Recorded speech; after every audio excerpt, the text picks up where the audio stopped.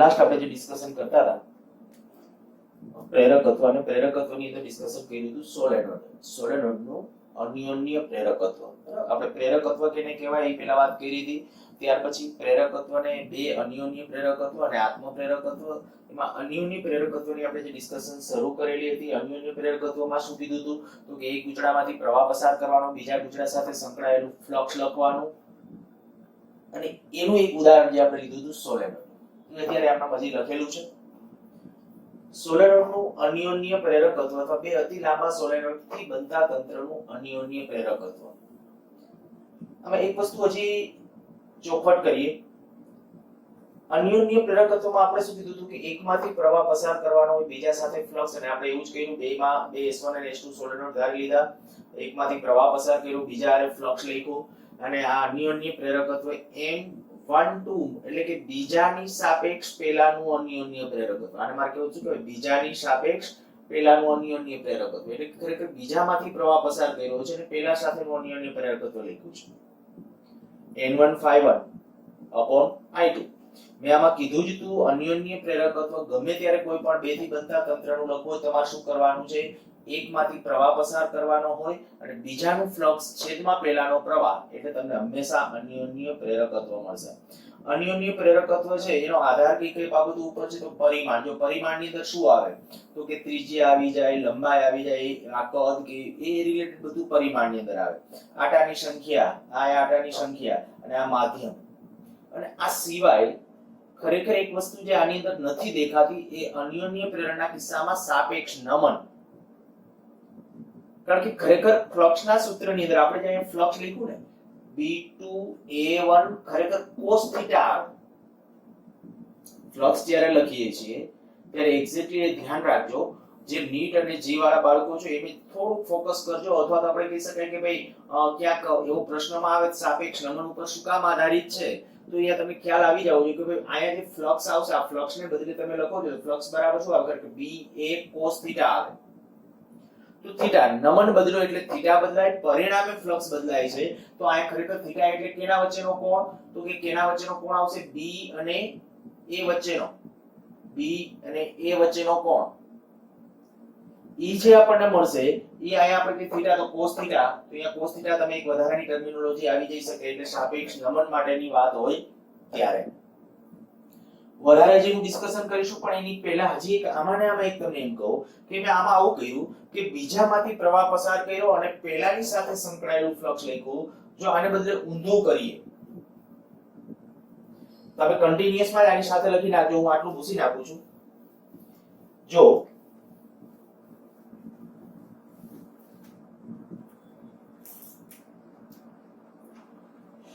S1 solenoid માંથી પ્રવાહ પસાર કરવામાં આવે, પ્રવાહ I1 પસાર કરવામાં આવે,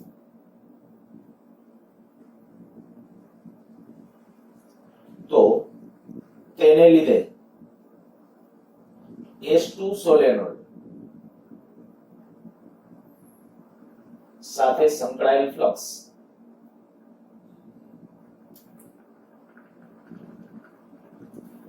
કેટલો આવશે N2/2 લખું છું. ત્યાં આપણે લખ્યું હતું N1/1, આમાં લખું છું N2/2. તો N2/2 ને બદલે શું તો કે ફ્લક્સ કેની સાથે, આ મોટા સોલેનોઇડ સાથે સંકળાયેલું ફ્લક્સ. તો મોટા સોલેનોઇડ સાથે સંકળાયેલા ફ્લક્સ માટે મારે ચુંબકીય ક્ષેત્ર ફ્લક્સ y બરાબર શું થાય BA cos થીટા. બરાબર, અત્યારે તો આપણે BA cos થીટા તમને ખબર છે થીટા અને B ચુંબકીય ક્ષેત્ર જે ઉત્પન્ન થશે ને 8 નું ક્ષેત્રફળ સદિશ બે એક જ હશે એટલે અત્યારે એની કોઈ ડિસ્કશન કરવાની જરૂર નથી. પણ આયા જે હું ચુંબકીય ક્ષેત્ર લખીશ એ પેલાને કારણે હશે, કારણ કે પ્રવાહ કેમાંથી પસાર કર્યો છે આમાંથી, એમાંથી પ્રવાહ પસાર કરેલો છે એને પરિણામે ચુંબકીય ક્ષેત્ર હશે. અને B * A હવે 8 નું ક્ષેત્રફળ કેનું લખીશ તો કે 8 નું ક્ષેત્રફળ છે ને નાના સોલેનોઇડનું લખીશ. આ એક ચેન્જ ખાલી આ જો આ મેં આવું કીધું હતું N1 B2 A1, તો ઈ જોતા આયા એવું થવું જોઈએ N2 B1 A2. ત્યાં તમને થશે A1 લખ્યું છે તો આયા A2 આવવું જોઈએ, પણ એવું નહીં. ખાસ ધ્યાન રાખજો, અગાઉ જો કે કીધું છે મેં તમને જ્યારે લેન્ઝનો નિયમને સમજાવતો ત્યારે પણ ડિસ્કશન કરેલું હતું કે જ્યારે તમે કોઈ પણ સોલેનોઇડ કે ગૂંચળા સાથે ફ્લક્સ લખો ને ત્યારે એવું જ ક્ષેત્રફળ લખવું કે જ્યાં ફ્લક્સ સંકળાતું હોય. તો વિચાર કરો જોઈએ કે હું આમાંથી આ અંદરનું સોલેનોઇડ છે એમાંથી જ્યારે પ્રવાહ પસાર કરીશ આમાંથી ત્યારે જે ચુંબકીય ક્ષેત્ર હશે એ તો આયા જ હશે. ચુંબકીય ક્ષેત્ર આયા નહીં હોય, આયા ચુંબકીય ક્ષેત્ર નહીં હોય, આયા ચુંબકીય ક્ષેત્ર 0. આમાંથી પ્રવાહ પસાર કરું છું ત્યારે તો હું આ મોટા સાથે આ સંકળાયેલું ફ્લક્સ લખું પણ ચુંબકીય ક્ષેત્ર જ આટલા વિસ્તારમાં છે તો ક્ષેત્રફળ તો મારે નાનાનું જ લખવું પડશે, મોટાનું નહીં. એટલે ઈ એક ખાસ ધ્યાન રાખજો. તો પછી વાય આપણે લખશું તો આ જ રીતે n2 ચુંબકીય ક્ષેત્ર B1 એટલે શું μ0 કેને કારણે પહેલાને કારણે μ0 n1 I પ્રવાહ પહેલામાંથી I1 છે અપોન લેન્થ L ત્યાં જે લખ્યું તેની જેમ μ0 n2 I2 n1 I1 upon L length તો બેની સરખી હતી ગુણ્યા પાઈ r1 કે r2 તો કે પાઈ r1 સ્ક્વેર. ખાસ ધ્યાન રાખજો પાઈ r1 સ્ક્વેર. તો આના ઉપરથી પરિણામ શું આવ્યું જોજો μ0 n1 n2 I1 upon L પાઈ r1 સ્ક્વેર આ આવ્યું છે n2 phi2.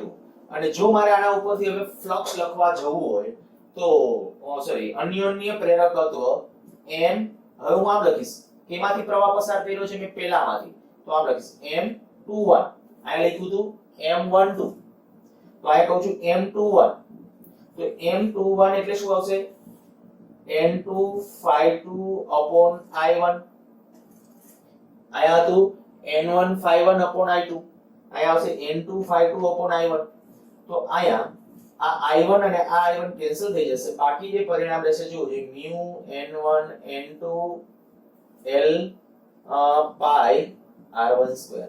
હવે આ પરિણામ જુઓ અને આ પરિણામ જુઓ તો સમીકરણ 1 અને 2 બે બધી રીતે સરખા છે. આનો અર્થ એવો થઈ ગયો કે માટે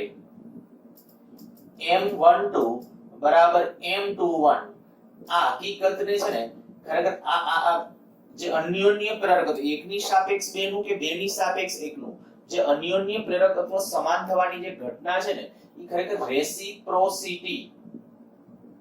રેસિપ્રોસિટી થિયરમ ઉચ્ચારણ લખ્યું છે મેં આપણે એનસીઈઆરટી માં નામ નથી એટલે તમે કદાચ નામ બોલો તો ક્યાંક ભણવામાં અથવા ક્યાંક આવી જાય કે એમસીક્યુ સોલ્વ કરતી વખતે કામ આપે. રેસિપ્રોસિટી થિયરમ તરીકે ઓળખવામાં આવે છે. ક્યુ તો કે એકમાંથી પ્રવાહ પસાર કરો બીજા હારે ફ્લક્સ લખો અને અન્યોન્ય પ્રેરકત્વ મેળવો કે એનાથી ઊંધું કરો તો મળતા અન્યોન્ય પ્રેરકત્વ બે કેવા હોય સરખા હોય. જો કે અહીંયા એક આપણે આ કન્ડિશન ત્યારે સાચી છે કે બંને સોલેનોઇડ અતિ લાંબા હોય અને છતાં પણ આપણે કહીએ કે છેડા પાસેની થોડી અસરો અવગણેલી છે. કારણ શું તો કે જ્યારે ખરેખર આમાંથી હું મોટા સોલેનોઇડમાંથી પ્રવાહ પસાર કરું ને ત્યારે સોલેનોઇડનું જે આયા વચ્ચે ચુંબકીય ક્ષેત્ર સમાન હોય પણ છેડા પાસે યાદ કરો છેડા પાસે ઘટે ચુંબકીય ક્ષેત્ર તો બધામાં સમાન ન હોય થોડુંક તો ડિસ્ટર્બન્સ હોય જ પણ ઈ અસરોને આપણે અવગણી છે. છેડા પાસે સોલેનોઇડના છેડા પાસેની અસરોને અવગણી છે અને ત્યારે આપણે કહી શકાય કે લગભગ અતિ લાંબા સોલેનોઇડને તો એના માટે આ 100% સાચું લઈ શકાય. ટૂંકમાં આ જે અન્યોન્ય પ્રેરકત્વનું પરિણામ છે ઈ 100% આ પ્રમાણે આપણે આપી શકીએ અતિ લાંબા સોલેનોઇડ હોય ત્યારે. અચ્છા માની લ્યો કે આ વચ્ચેનો જે સોલેનોઇડ છે એ ટૂંકો હોય તો કે તોય આ રીતે તમે પ્રૂવ તો કરી શકો અને ત્યારે પણ આ પરિણામ સાચું જ છે પણ પ્રૂવ કરવું મુશ્કેલ છે અને એ આપણી રેન્જની બહાર છે. આ સાબિત કરવું અન્યોન્ય પ્રેરકત્વ મેળવવું અઘરું નથી. એકમાંથી પ્રવાહ પસાર કરી બીજા હારે ફ્લક્સ લખો પણ એમાં તમે આ કરી શકશો ક્યુ માની લો કે આ અંદરનો સોલેનોઇડ છે ને એ નાનો છે ટૂંકી રેન્જનો છે તો શું કરશો આમાંથી પ્રવાહ પસાર કરી અને એની સાથે જ્યારે ફ્લક્સ લખશો ત્યારે ચેન્જ ક્યાં આવશે ફ્લક્સ કે નહીં આપણે આની સાથે સંકળાતું ફ્લક્સ લખવાનું હતું તો આપણે ચુંબકીય ક્ષેત્ર તો આને કારણે તો કે ઈ તો આ જ લેવાનું હતું ચુંબકીય ક્ષેત્રનું મૂલ્ય તો n1 pi r2 એનું આડછેદ કે કંઈ નથી બદલાતું તો અન્યોન્ય પ્રેરકત્વ મળી ગયું પણ એ વખતે જો તમે ઊંધું જે સાબિત કરવાનું હશે મીન્સ કે આમાંથી જ્યારે પ્રવાહ પસાર કરશો નાનામાંથી અને મોટા આડછેદ સાથેનું ફ્લક્સ લખશો ને તો એ પ્રૂવ કરવું એ આપણી રેન્જ બહાર છે, એટલે એના ડિસ્કશનમાં નથી જવાનું. આપણે આ કહેશું કે આદર્શ અને અતિ મોટા સોલેનોઇડ હોય. આદર્શ સોલેનોઇડ નામ તો ઇનડાયરેક્ટલી અર્થ છે કે અતિ લાંબા, તો આ હકીકત હંમેશા સાચી છે. આ હકીકતને કહેવાય રેસિપ્રોસિટી થિયરમ. કોઈ પણ વખતે બે ગૂંચળાના તંત્રનું અન્યોન્ય પ્રેરકત્વ મેળવવું હશે ત્યારે આપણે આવું જ લેશું. એક ટેક્સ્ટબુક નું ઉદાહરણ છે, પેલા લઈ લઈએ. ઉદાહરણ નંબર લગભગ 6.9.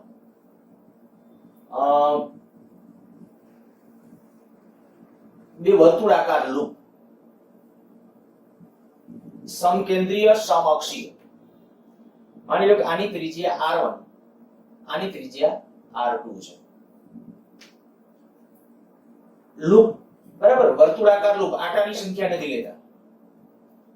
આ બંને લૂપ થી બનતા તંત્રનું અન્યોન્ય પ્રેરકત્વ એ આપણે મેળવવું છે. તમને એમ કહેવામાં આવે બે સમકેન્દ્રીય અને સમતલીય સમતલસ્થ એક જ સમતલમાં આવેલા હોય એવા બે વર્તુળાકાર લૂપ થી બનતા તંત્રનું અન્યોન્ય પ્રેરકત્વ મેળવવું. તો આપણે શું કરવાનું, હમણાં કીધું એ પ્રમાણે એકમાંથી પ્રવાહ પસાર કરવાનો અને બીજા સાથે સંકળાયેલું ફ્લક્સ લખવાનું. અચ્છા, આના માટે આ કન્ડિશન આપેલી છે કે ભાઈ આ જે છે આપણે કામ કરીએ, કેપિટલ R સ્મોલ r લઈ લો. ટેક્સ્ટબુકમાં છતાં તમે તમારી રીતે જોજો, આ સ્મોલ r હું કહું છું અને કેપિટલ R કહું છું, અને આ કન્ડિશન આપી દઉં છું સ્મોલ r એ કેપિટલ R કરતા ખૂબ નાનું છે. આ જે કેપિટલ R ત્રિજ્યાવાળું જે લૂપ છે એની સાપેક્ષ સ્મોલ r ત્રિજ્યાવાળું લૂપ ઘણું નાનું છે.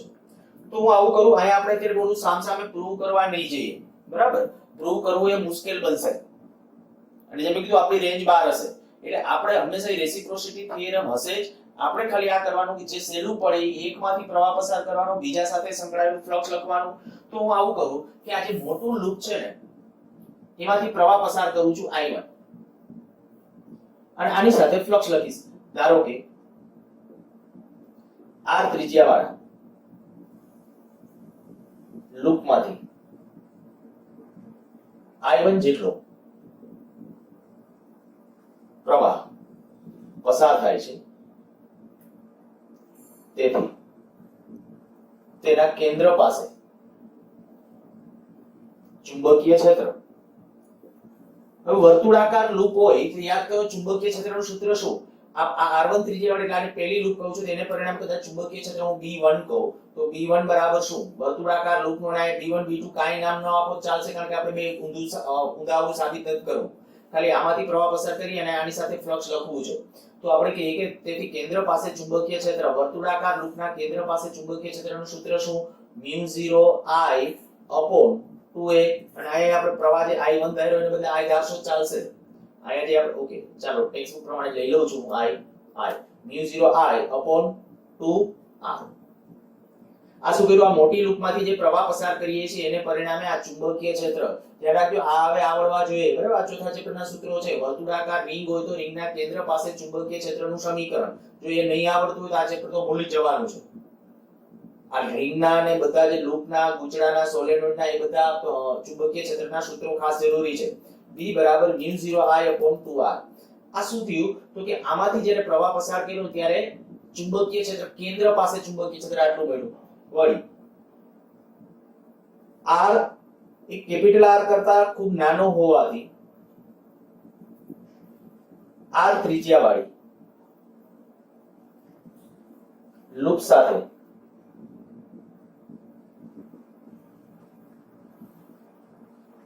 B મૂલ્યનું, B એટલે આ B મૂલ્યનું સમાન ચુંબકીય ક્ષેત્ર ગણી શકાય.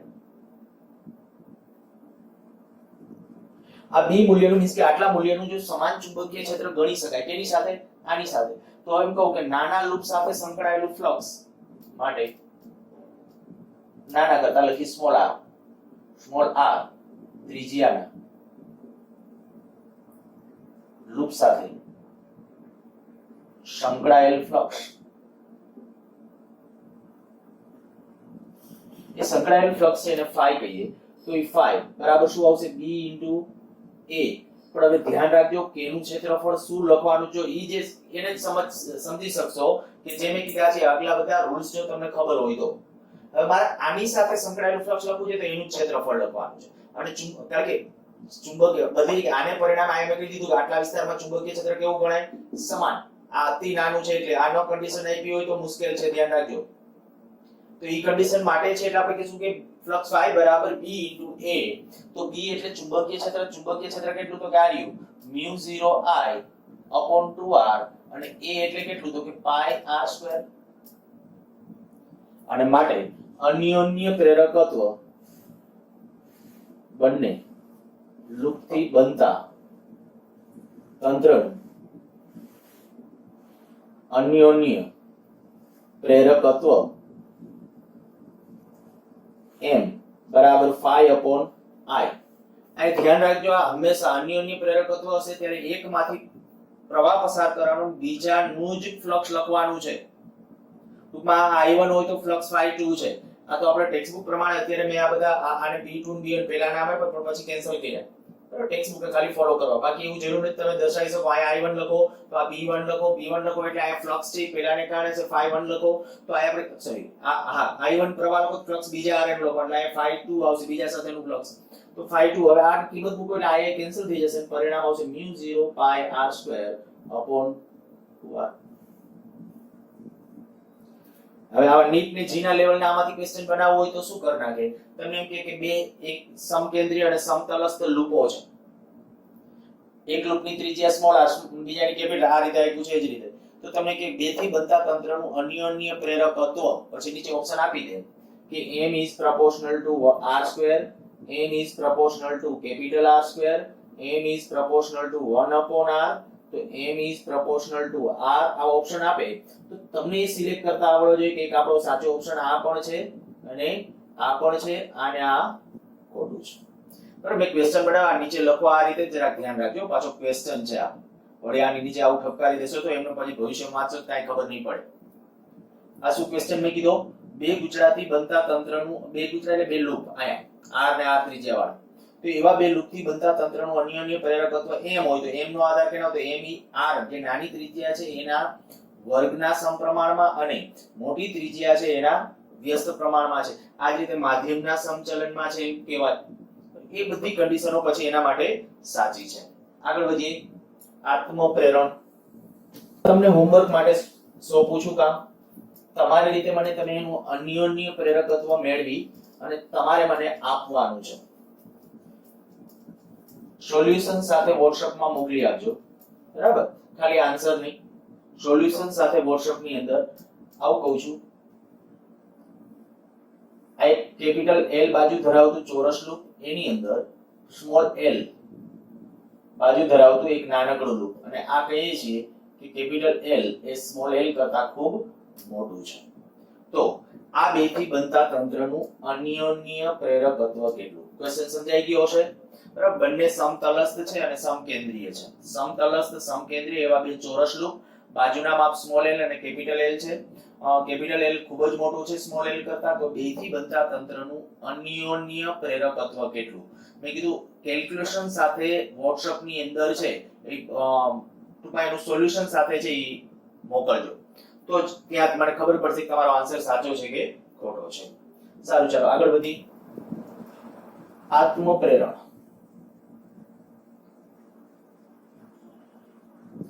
સૌથી પહેલા તો વ્યાખ્યા.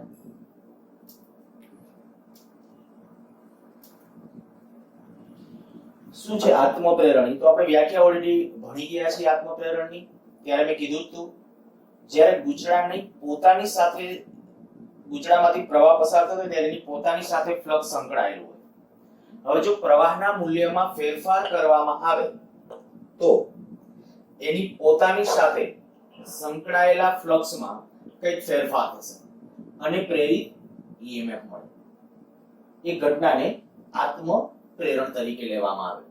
ગુચડાની પોતાની સાથે સંકળાયેલ ફ્લક્સમાં ફેરફાર થવાથી પ્રેરિત થતું EMF. ટૂંકું ખાલી આટલું.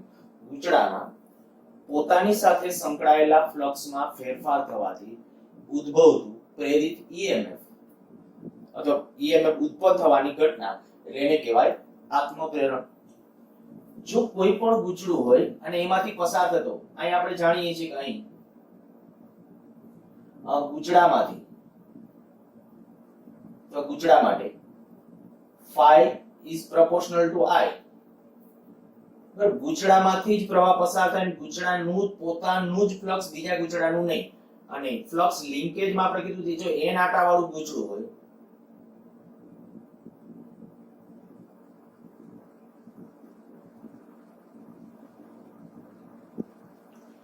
તો n phi is proportional to I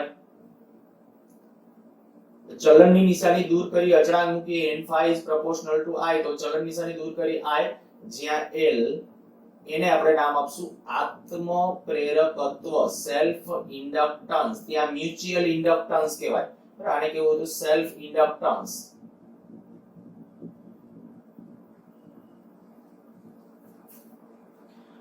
જો બે બાજુ સમય સાપેક્ષ વિકલન લઈએ t સાપેક્ષ વિકલન તો t સાપેક્ષ વિકલન લેતા શું આવશે n d phi upon dt બરાબર L di upon dt બે બાજુ ઋણ નિશાની એક એક ઉમેરી દઈએ જો ઋણ નિશાની ઉમેરી દઈશું -n d phi upon dt બરાબર -L di upon dt તો આયા જે આપણે કહી શકાય ફેરેડેના નિયમ અનુસાર માટે ફેરેડેના નિયમ અનુસાર એપ્સિલોન બરાબર -n d phi upon dt તો એ કિંમત આયા મૂકી દઉં છું એટલે આપણે કહી શકાય માટે એપ્સિલોન બરાબર -L di upon dt તો આને જ કહેવાય આત્મ પ્રેરિત EMF અથવા એનું બીજું નામ છે બેક EMF ખૂબ કામનું આના પછીના ચેપ્ટર વખતે જ્યારે આપણે શરૂઆત કરશું ને ત્યારે એક શબ્દ પ્રયોગ કરશું ઇન્ડક્ટર જો કે અત્યારે ઇન્ડક્ટર શબ્દ અહીંથી જ છે આપણો પણ વધુ પડતો ઉપયોગી છે એ આવતા ચેપ્ટર ની અંદર છે ઇન્ડક્ટર એ બેક EMF જનરેટ કરે બેક EMF જનરેટ કરવું એ શું છે તો કે બેક EMF હોય ને એ આટલું હોય લૂપની અંદર કે ગુચડાની અંદર થોડું એને ફીલ કરીએ આપણે અને પછી આગળ વધીએ પહેલા તો ઓકે અહીંયા સુધી સમજાઈ ગયું છે 2 માર્ક માટેનો એક ખૂબ સરસ ક્વેશ્ચન અને કદાચ ઓછામાં ઓછો 5 થી 6 વખત ક્વેશ્ચન સ્ટેટ બોર્ડ ની અંદર પૂછાયેલો હશે તમને એમ કે આત્મ પ્રેરણ એટલે શું વ્યાખ્યાયિત કરી n phi is proportional I થી શરૂ કરી આત્મ પ્રેરિત EMF નું સૂત્ર તારવો બહુ સિમ્પલ અને સરળ ચલન નિશાની દૂર કરી અચળાંક મૂકી દેવાનો પછી બંને બાજુ વિકલન કરો સીધું આત્મ પ્રેરિત EMF અથવા બેક EMF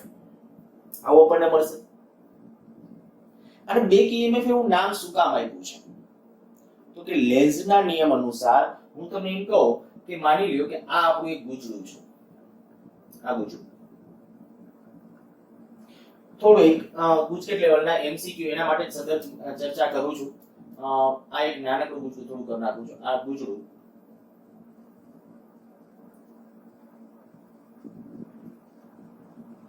માની લ્યો કે આની અંદર પ્રવાહ આ દિશામાં છે I અને બીજું એક ગુચડું અહીંયા બાજુમાં આવી રાખો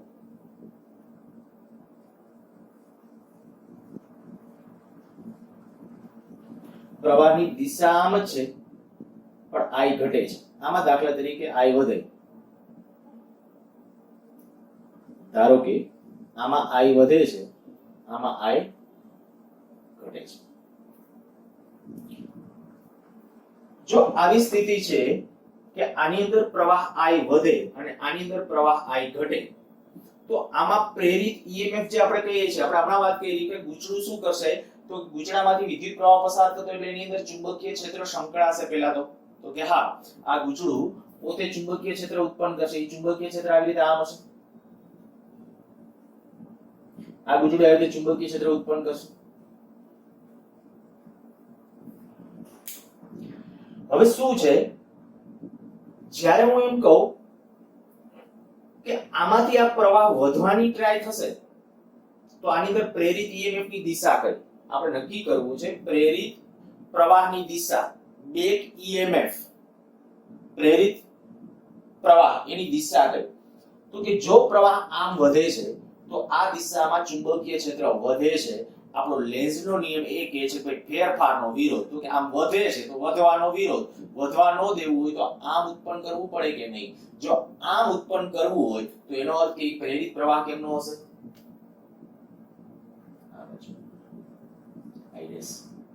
તો ત્યારે આપણે આ ખાસ ધ્યાન રાખશું કે આત્મ પ્રેરિત પ્રવાહ, પ્રેરિત પ્રવાહ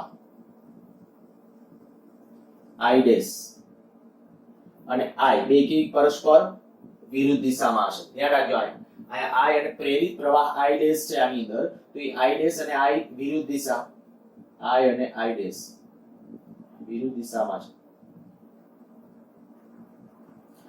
આમાં જરાક વિચારો, પ્રવાહની દિશા જ છે તો આ ગુચડા સાથે, ગુચડું છે, ગુચડું ચુંબકીય ક્ષેત્રની અંદર છે અને ત્યાં આપણે કહીએ કે ફ્લક્સ સંકળાય છે પણ પ્રવાહને કારણે ચુંબકીય ક્ષેત્ર આમ છે અને ઘટવાની ટ્રાય થાય છે. કેમ ઘટવાની ટ્રાય કરતો? કે પ્રવાહ ઘટે છે. પ્રવાહ ઘટે એટલે આ દિશાનું ફ્લક્સ ઘટશે ને, અથવા આ દિશાનું ચુંબકીય ક્ષેત્ર ઘટશે. અને જો આ દિશાનું ચુંબકીય ક્ષેત્ર ઘટે તો આપણે શું કહીએ છીએ? ઘટવાનો વિરોધ. ઘટવા ન દેવું હોય તો કે ઈ બાજુ જ ઉત્પન્ન કરવું પડે. તો આમાં કહેશું કે ભાઈ આપણું જે પ્રેરિત ઈએમએફ આપણને જે મળશે એ પ્રેરિત ઈએમએફ I ડેશ બંને એક જ દિશામાં, અહીંયા કહીએ કે પ્રેરિત ઈએમએફ ઈ I ડેશ છે તો I અને I ડેશ એક જ. ઘણા છે અને આમનામ ડાયરેક્ટ સમજે છે અથવા કેટલાક સમજાવે પણ છે કે બેક ઈએમએફ એટલે ઊંધું ઈએમએફ. પણ હવે તમને અર્થ ક્લિયર થઈ ગયો હશે કે આ ઊંધું નથી દરેક વખતે. હા, ફેરફારના વિરોધના સાપેક્ષમાં શબ્દ સમજો ઊંધું તો સાચો છે. કે આમ તો કે નહીં, આમ વધવાનું ટ્રાય થાય તો કે નહીં, વધવા નહીં દેવાનું, ઊંધું. આયા ઘટવાનું ટ્રાય તો કે ના, એનાથી ઊંધું આવે. એટલે બેક ઈએમએફ શબ્દ છે. બેક ઈએમએફ શબ્દ એવો નહીં વિચારી રાખતા કે વિરુદ્ધ દિશામાં પ્રવાહ અહીંથી આમ છે તો પ્રવાહ વધવાનું ટ્રાય થાય છે તો ઊંધું, પણ પ્રવાહ આ બાજુ છે પ્રવાહ ઘટવાનું ટ્રાય થશે ને તો અંદર જે પ્રેરિત ઈએમએફ, જે ક્યુ પ્રેરિત ઈએમએફ, આત્મ પ્રેરિત ઈએમએફ અથવા જે બેક ઈએમએફ ની વાત કરું છું તો એ બેક ઈએમએફ છે બંને કેવો હશે? એક જ દિશામાં હશે.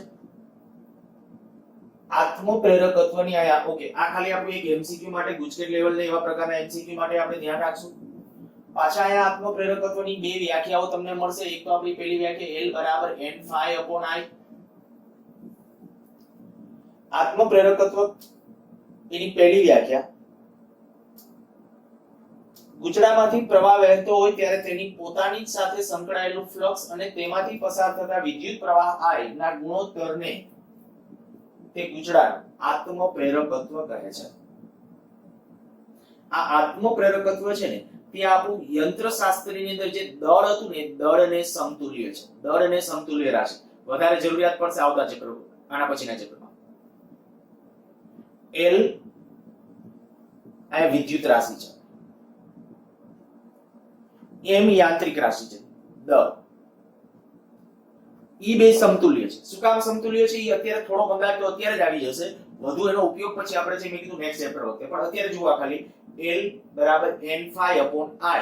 તો આત્મ પ્રેરકત્વની એક પહેલી વ્યાખ્યા, ગુચડામાંથી પ્રવાહ વહેતો હોય ત્યારે તેની પોતાની સાથે જ સંકળાયેલું ફ્લક્સ અને તેમાંથી પસાર થતા વિદ્યુત પ્રવાહ I ના ગુણોત્તરને તે ગુચડાનું આત્મ પ્રેરકત્વ કહે છે. अच्छा, બીજી વ્યાખ્યા અહીંથી જોઈતી હોય તો L બરાબર શું કહેશો? Epsilon upon di upon dt.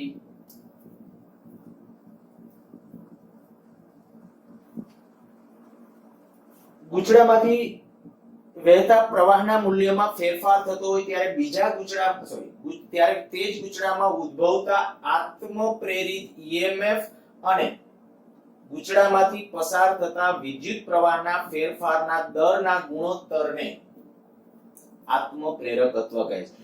એકમો અગાઉ જે ચર્ચા કરી ગયા હતા એ પારિમાણિક સૂત્ર અગાઉ જે ચર્ચા કરી એમાં કોઈ ચેન્જ નહીં. એકમ, પારિમાણિક સૂત્ર, આધાર કઈ કઈ બાબતો ઉપર, આત્મ પ્રેરકત્વનો આધાર કઈ કઈ બાબતો ઉપર. તો આત્મ પ્રેરકત્વનો આધાર ગૂંચળા આ જે ગૂંચળું જે લીધું આકૃતિ પછી જે અત્યારે તો અમે અલગ અલગ ખાલી MCQ માટે લીધી હતી, પણ જે ગૂંચળું હોય તો એમાં આકાર, આટાની સંખ્યા, પરિમાણ અને તેમની વચ્ચેનું માધ્યમ, એટલી બાબતો ઉપર છે આત્મપ્રેરકત્વ છે એ આધાર રાખે છે એમ કહેવાય.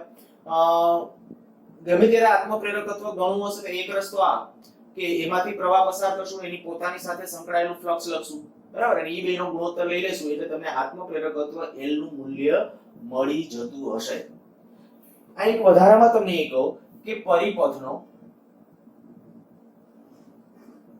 જે ઘટક આત્મપ્રેરકત્વ ધરાવતો હોય તેને ઇન્ડક્ટર કહે છે. પરિપથનો જે ઘટક આત્મપ્રેરકત્વ ધરાવતો હોય. આત્મપ્રેરકત્વ કોને હોય? તો કે જ્યાં આવી પરિસ્થિતિ આવે ને, ગૂંચળું, ધ્યાન રાખ, ત્યાં આત્મપ્રેરકત્વ હોય ને હોય. છતાં હું અહીં નોંધ ખાતર લખી નાખું છું, અવગણીય આડછેદ દ્વારા પાતળા તાર, પાતળા સુરેખતા નું ઇન્ડક્ટન્સ શૂન્ય હોય છે. સળિયાનું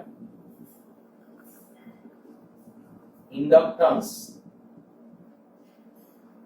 શૂન્ય હોતું નથી. આ બધું ગુજકેટ માટે ખાસ યાદ રાખજો. પાતળા સુરેખ તારનું ઇન્ડક્ટન્સ શૂન્ય હોય, પાતળો અને આમ સુરેખ તાર હોય તો એનું ઇન્ડક્ટન્સ શૂન્ય. કે ઇન્ડક્ટન્સ ક્યારે આવી શકે? તો કે ફ્લક્સ સંકળાય. હવે ફ્લક્સ ક્યારે સંકળાય? B * A. A એટલે આડછેદનું ક્ષેત્રફળ હોવું જોઈએ. ગૂંચળું બને અને ગૂંચળાના આડછેદ, પણ આડછેદ જ એક સુરેખ પાતળો તાર હોય તો સુરેખ પાતળા તારનું ઇન્ડક્ટન્સ કેવું? 0 પૂછાયેલ છે ગુજકેટની અંદર. પણ સળિયો હોય, જાડો સળિયો, ભલે આમ નથી, ગૂંચળું નથી, જાડો સળિયો છે, તો એને ઇન્ડક્ટન્સ હોય, એટલે આ હોય એનું ઇન્ડક્ટન્સ હોય. એ આપણે મેળવવાના નથી એના ઇન્ડક્ટન્સ સોલિડ મટીરીયલના કોઈ પણના, પણ એને ઇન્ડક્ટન્સ હોય. આ સ્ટેટમેન્ટની આગળ જતા જરૂર પડવાની છે. શું કામ હોય? ઇન્ડક્ટન્સ હોવાનું કારણ શું? તો કે જ્યારે સળિયો અમુક જાડાઈનો છે, આ કે આ સળિયો, ત્યારે શું હશે? તો કે ભલે એક્ઝેક્ટલી આ જે લૂપ હોય તો વિદ્યુતભારને આમ ગતિ કરવી પડે. આમાં વિદ્યુતભાર આમ નો એક્ઝેક્ટલી ગતિ કરે, પણ આમ તો રેન્ડમ તો આમ ગતિ હોય જ. આપણે ખબર છે ડ્રિફ્ટ વ્યક્તિ આની અંદર ઇલેક્ટ્રોન ગતિ કરતો હશે ત્યારે ચોક્કસ કંઈક એક બાજુ ઢસડાતો જતો હોય, તો આની અંદર અસ્તિત્વ એક્ઝેક્ટલી ભલે આવી રીતે આમ ગતિ નથી, એટલે એક્ઝેક્ટ આમ પ્રવાહ નથી, તો આની અંદર જે પ્રવાહ પછી આની અંદર સળિયાની અંદર આપણે પ્રવાહ સરેરાશ મેં તમને ત્રીજું ચક્ર ભણાવતી વખતે કીધું હતું કે જાણે કે કતારમાં ઓલા સૈનિકો ચાલ્યા જતા હોય એની જેમ કતારબદ્ધની ગતિ એ તમે વિચારી શકો.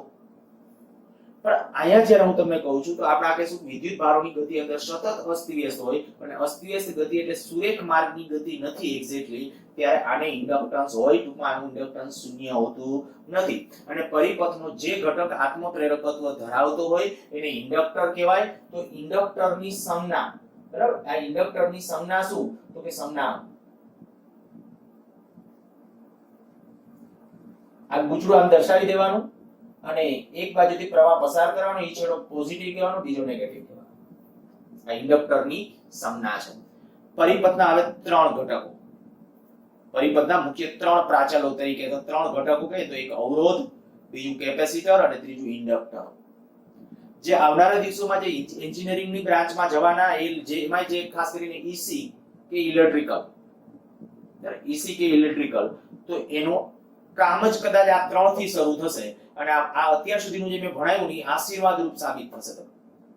બરાબર, જેટલી આપણે ક્યાંથી ચાલુ કરીને જ્યારે આપણે કહીએ કે ભાઈ અવરોધ, કેપેસિટર, આ બધું જે ભણીએ છીએ બધા ટર્મિનોલોજી, કદાચ એવું પણ બની શકે કે એ વખતે પણ તમે છે એવું કહેશો ફાયદો છે. આ 3 પરિપથના મુખ્ય પ્રાચલો ઇન્ડક્ટર, કેપેસિટર અને અવરોધ. એટલે ઇન્ડક્ટર શું છે? હવે જ્યારે હું ઇન્ડક્ટર બોલું ને ત્યારે તમારા મગજની અંદર એક ચિત્ર ઊભું થઈ જવું જોઈએ કે ઇન્ડક્ટર એટલે ગૂંચળું.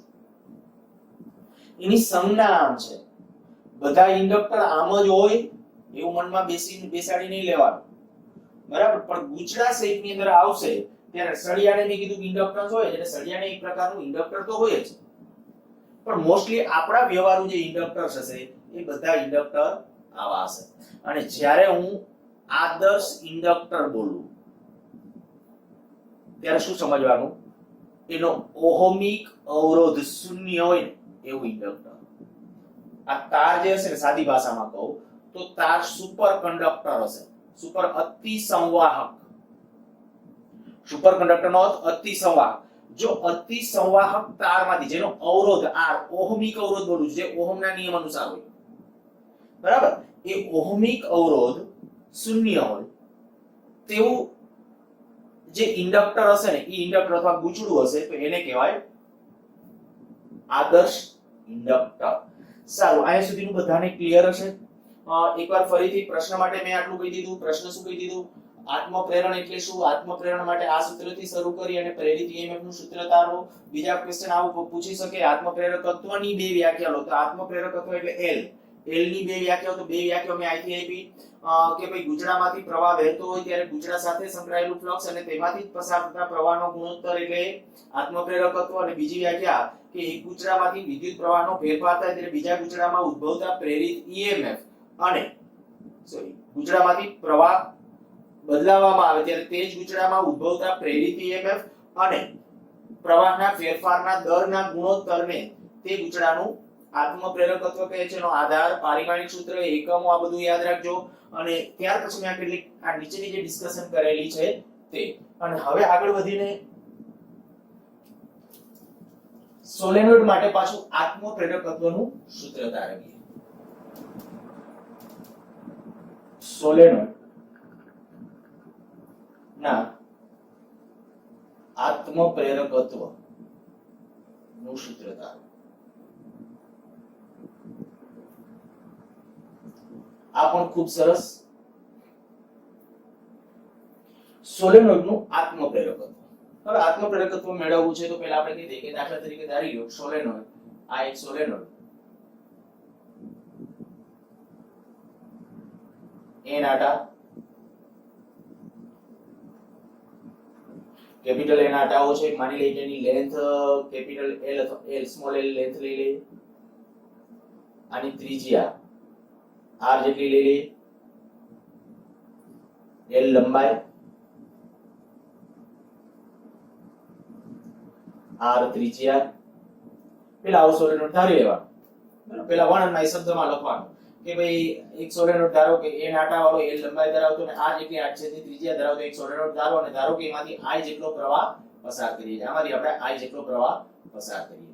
જો આમાંથી I જેટલો પ્રવાહ પસાર કરીએ, ધારો કે સોલેનોઇડ માંથી અતિ લાંબો સોલેનોઇડ ખરા પણ અતિ લાંબો, પરિમિત લંબાઈના સોલેનોઇડ માટે મેળવવું મુશ્કેલ છે. ધારો કે અતિ લાંબા સોલેનોઇડ માંથી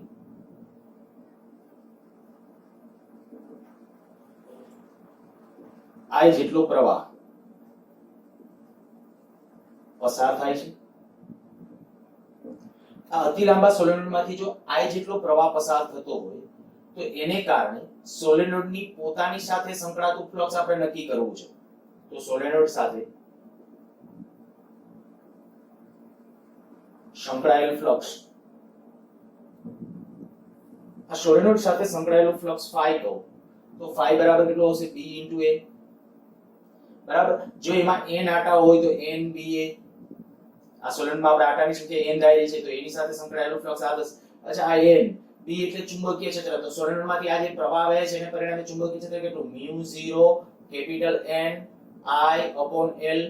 આ a એટલે આડછેદનું ક્ષેત્રફળ πr². જો શું આવશે? આ ફ્લક્સ phi. તો ફ્લક્સ phi બરાબર μ0 n² I/L πr². અને અહીંયા જ્યારે આપણે આત્મપ્રેરકત્વ મેળવવું છે તો આત્મપ્રેરકત્વ L બરાબર phi/I અને phi એટલે આ, એના ભાગ્યા I કર નાખો. આ ભાગ્યા I કર નાખશો એટલે શું વધશે? જોજો, μ0 n² πr²/L. તો આ થઈ ગયું આત્મપ્રેરકત્વ. આત્મપ્રેરકત્વ L માટેનું સૂત્ર. આને મારે આમ લખવું તો આવું તે લખી શકું છું μ0 n² pi r² L. મેં અહીંયા કેપિટલ L કરી નાખ્યું. કાંઈ વાંધો નહીં, ચાલો અહીંયા કેપિટલ L તો બધી જગ્યાએ અહીંયા કેપિટલ L. આ કેપિટલ L છેદમાં L² કરી નાખ્યું. અહીં L હતો L² કરી નાખ્યું.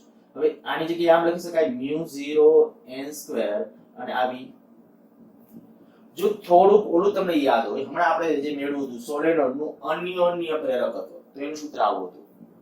અન્યોન્ય પ્રેરકત્વ μ0 n1 n2 v. આત્મ પ્રેરકત્વ μ0 n1 n2 ને બદલે n² v.